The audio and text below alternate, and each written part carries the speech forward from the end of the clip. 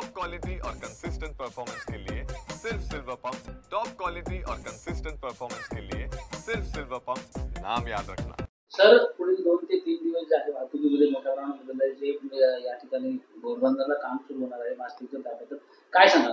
आपल्याकडे घोडबंदर रोड मध्ये PWD ने आपल्याला 3 दिवसाचा ब्लॉक मागितलेला आहे, त्यासाठी ते दिवसा काम करणार आहे। तर आपल्याला सकाळी 6 वाजल्यापासून रात्री 11 वाजेपर्यंत आपण जड अवजड वाहनांना घोडबंदर रस्त्यावर एंट्री बंद करणार आहोत। जे काही हेवी व्हेकल असेल, जे काही जड अवजड वाहन असेल, त्यांना आपण नारपोली भिवंडी मार्गे त्यांना इतरत्र डायव्हर्ट करणार आहोत। सर, ज्या वेळेला सकाळी काम चालू असेल त्यावेळेला छोट्या वाहनांचं त्या ठिकाणी वर्ग असेल, ते संपूर्ण नियोजन कशा प्रकारे? सकाळी आपल्याला 10 वाजेपर्यंत ज्यांना ट्रॅव्हल करायचं असेल त्या रोडनी, तर त्यांनी सकाळी 7 ते 10च्या मध्ये ट्रॅव्हल करावं। अन्यथा कारण दुपारी जास्त मोठ्या प्रमाणात ब्लॉक असणार आहे।